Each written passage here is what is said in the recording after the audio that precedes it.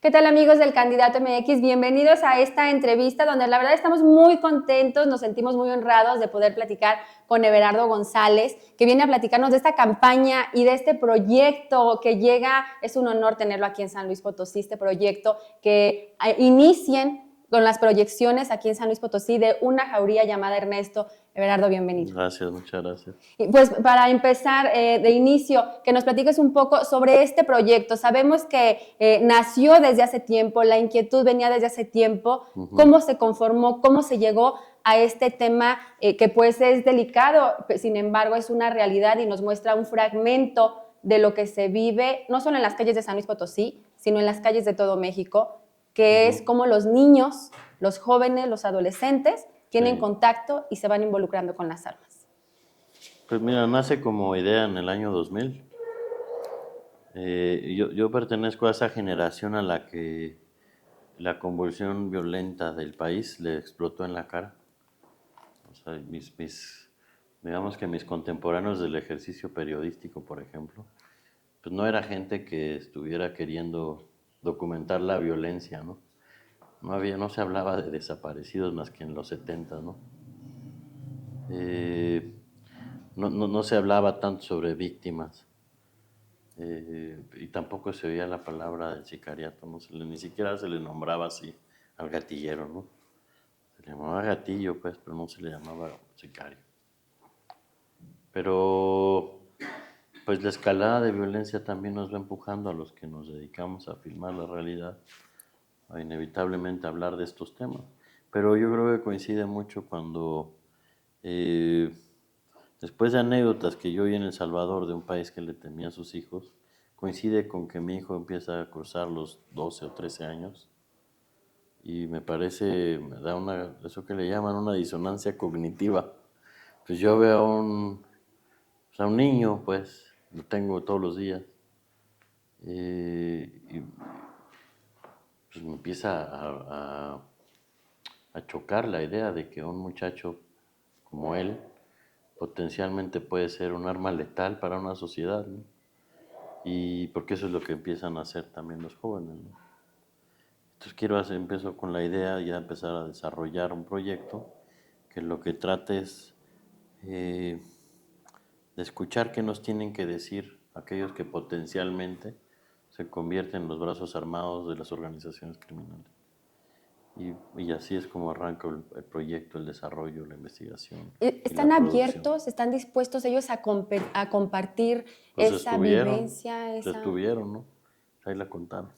¿Y cómo? No todos, pues, Sí, ¿no? claro. Y además de que vemos tu sello en cómo se manejan, y a mí me llamaba la atención que no vemos rostros, que luego es lo que se está buscando, y más cuando son niños, cuando son jóvenes, no se ven rostros, pero están los testimonios y están las vivencias de ellos. Mira,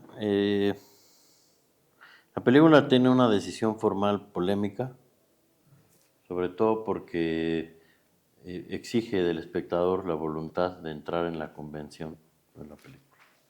O sea, no va a ser una película que satisfaga el morbo del espectador que quiere reconocer el rostro del mal, ¿verdad? Que luego eso, digamos que el consumidor audiovisual es muy voraz, ¿no? Por eso tanto true crime ahora, ¿no? O sea, la gente quiere saber cómo piensan las mentes criminales y todo eso. Entonces es muy insaciable. Esta película, me temo decepcionarlos, no les va a regalar ese rostro.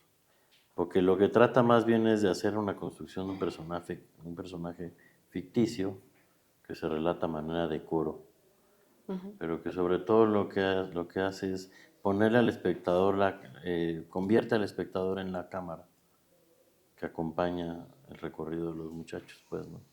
Y eso hace una película muy vertiginosa, en algunos momentos, ágil, pero también yo creo que por momentos también la hace, te diría que hasta entretenida, ¿no?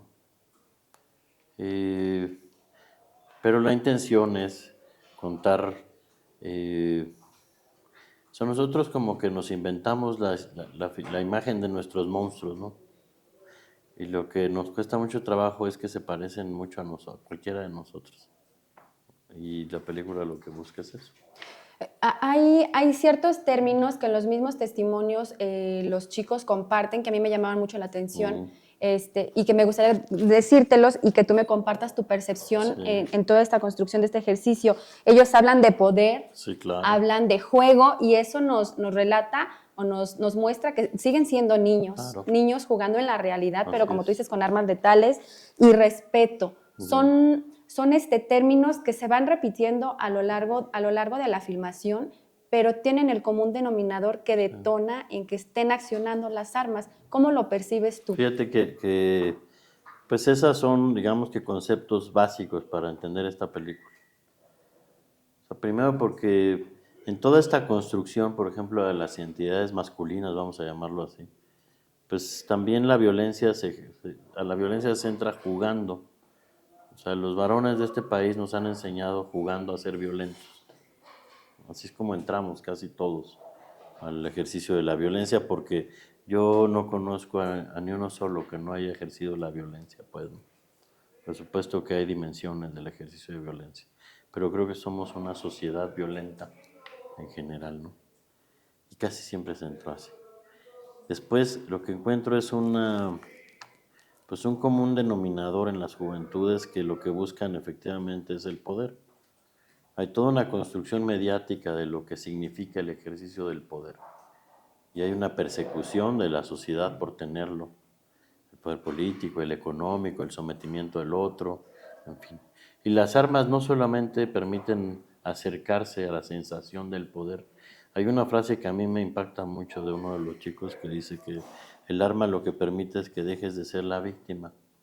Entonces una generación que pues que sí ha sido victimizada por una sociedad tan opresora como la mexicana, pues hace que efectivamente el arma los ponga del otro lado, los hace sentirse un poco más dueños de su destino, ¿no? Contrario a lo que se cree, ¿no? A lo que ocurre en la realidad, que pues, al final no son dueños de su destino, ¿no? Pero la sensación sí, y eso también es porque es un país que no ofrece mucho futuro, ¿no? Ofrece muy poco futuro. No, pero, estamos construyendo una generación de muchachos que están... Yo sé que pensar a corto plazo es parte del ser joven, ¿no? Pero yo pienso que ahora están en eso, en un momento en el que pues, ese corto plazo es cada vez más corto. Plazos de 24 horas, pues, ¿no? Así Y es. pues, bueno, todo eso es un caldo de cultivo para el ejercicio de la violencia en México. El antes y después de, ¿te cambió en algo la percepción de cuando tenías la idea y lo veías y ya el Sí, después de? sí, fíjate que sí, porque inevitablemente también yo vengo más nutrido de lo que hablé con amigos o lo que veía sobre lo que era la pertenencia a las pandillas, ¿no? Y me doy cuenta que no necesariamente, no hay que ser una máquina hiperviolenta para eventualmente jalar un gatillo. O sea, yo venía de esa construcción que nos habían contado en Centroamérica, en Estados Unidos, las películas, en donde pues incluso para volverte miembro de la pandilla había que ser cruel, absolutamente cruel. Pues esta película lo que pretende es quitar eso, porque es lo que yo fui encontrando. No son muchachos que naturalmente fueran crueles. Ujú. Eran muchachos que tenían acceso a las armas, que tenían una necesidad de pertenencia como cualquier miembro de una pandilla, y que un día fueron probados, y una vez que se prueban, son o no potencialmente eh, eh, cooptados por las industrias criminales pues, del país, ¿no? Entonces, un país que tiene pues este estado paralelo que es el crimen requiere también de mucha mano de obra y nuestra mano de obra son nuestros chicos. Ahora, el acceso a las armas, se mencionan aquí ciertas edades, desde los 11 años, hay un testimonio de los chicos que dice que tenía 11 años cuando jaló el gatillo por primera vez, los 11 a los 15 años, o sea, estamos hablando todavía saliendo de la niñez, antes de la adolescencia, así de fácil es el acceso aquí en México a las armas. Así es muy fácil conseguir un arma que un empleo, ¿no? En México. Así, tristemente, así Sí. es. Así es. Ahora, sabemos que van a estrenar la proyección aquí en San Luis Potosí porque filmaron aquí en San Luis Potosí. Platícanos de las zonas que te encontraste aquí en San Luis. Bueno, pues San Luis fue particularmente complicado. Matehuala es una zona muy difícil para transitar siquiera. De hecho, no pudimos filmar en Matehuala porque fuimos muy intimidados. San Luis tiene ciertos controles de la capital, pero ya el rumbo hacia Cárdenas, por ejemplo, es una zona violenta, tomada, ¿no? Entonces lo que encuentro es lo que encuentro en todo el país, zonas que todos los ciudadanos identificamos como focos rojos, pero que el Estado se hace como que no existen, ¿no? O sea, es muy difícil creer el discurso de que estamos usando inteligencia para combatir este problema. Así es. Si yo soy un ciudadano común, promedio, y sé en dónde están, pues supongo que la inteligencia de la Sedena y la Marina, la DEA y la Guardia Nacional pues, saben más que yo, ¿no? Entonces, bueno, pues ahí lo que te habla es la nula voluntad real. Nos estaba platicando hace rato Alejandra de Dromómanos que los resultados de una encuesta que se dio, Mariana, ya no sé quién de las dos, pero sí, ¿no? Que lo que piden es luz, ¿no? No ejército. Entonces fíjate qué peligroso es, que lo que se monta es el discurso de lo que necesitamos es el ejército para que nos cuide, cuando no se nos está cuidando, ¿no? Entonces efectivamente el ejército se está usando para otra cosa que todavía no vemos para qué es. Entonces bueno, mientras eso está discutiéndose en las cúpulas de poder, pues en este país se sigue desangrando a sus jóvenes, ¿no? Es así, y se sigue expulsando a los jóvenes. Es un país en donde el ser joven es prácticamente parte del discurso. Oye, retomando un poco, aquí en San Luis, en Matehuala no pudieron filmar, No. y en alguna otra zona no pudieron filmar, se concentraron únicamente en la San capital. Luis, no, es San Luis y Cárdenas. San Luis y Cárdenas. Ahí fue donde se estuvo levantando. Sí. Okay. ¿Qué encontraron ahí? Realmente es Maña, un montón de mañosos en Cárdenas. jóvenes La involucrados, mafia, adolescentes, jóvenes donde policías. porque, por ejemplo, luego vemos que llegan todo. todas estas oportunidades, por decirlo de Ahí. alguna forma, que las campañas y todo eso, pero se centraliza siempre. ¿Y qué pasa en las comunidades, en los pueblos? ¿Es Sí. ahí donde hay mayor acceso o es No, igual? yo creo que ya está parejo, ¿no? O sea, no, yo creo que no hay zonas en donde no se consigan armas en este país. Yo creo que cualquier zona. Claro, es más difícil conseguirla en ciertos barrios, ¿no? Pero se consigue. Pero claro que se consiguen, por supuesto, ¿no? Oye, y llega una jauría llamada Ernesto en esta crisis, en esta realidad que estamos cruzando, o más bien que se exhibe, o se hace visible, cómo se está reclutando forzosamente también a los jóvenes, cómo hay una ola de desaparecidos de jóvenes, de grupos. Así es. Parte de los controles tienen que ver con eso. Si te fijas, a veces desaparecen arquitectos en volumen, a veces ingenieros, a veces enfermeros, doctoras. Pues también digamos que ese es horrible, ¿no? Pero pues es la bolsa de trabajo, ¿no? Y a veces son jóvenes. A veces necesitan brazo armado. Pues claro que hay reclutamiento forzado. Así es. Por eso a veces es tan equivocado, por ejemplo, políticas de exterminio, ¿no? Porque las políticas de exterminio no necesariamente resuelven la raíz del problema. Pues la raíz del problema es que es un estado paralelo que recluta. Es un estado que incluso llega a tener más poder que el propio estado, ¿no? El estado político, el estado del pacto social mexicano. Eduardo, antes de pasar a la campaña integral, a mí me gustaría preguntarte, como jóvenes o como sociedad, ¿qué podemos hacer o qué no estamos haciendo para blindar, no sé si blindar sea la palabra correcta para nuestros jóvenes, para rescatarlos, A mí me queda claro, desde tu industria se está visibilizando, pero como sociedad... No, yo pienso, pues exigiendo que nos dejen de dar muela. O sea, se la pasan tirando choro, ¿no? O sea, la política cree que por poner 2 canchas de básquet con eso está ayudando al problema, ¿no? con darles talleres de graffiti y hip hop, con eso están arreglando el problema. Que es lo mismo que se ha venido haciendo todos los años. Por Se favor. piensa que atendiendo De es... veras, talleres de graffiti es lo que va a alejar a los muchachos de las armas. De verdad, o sea, les va a quitar el deseo por los Jordan, por lo que van a calar un gatillo para tener los Jordan.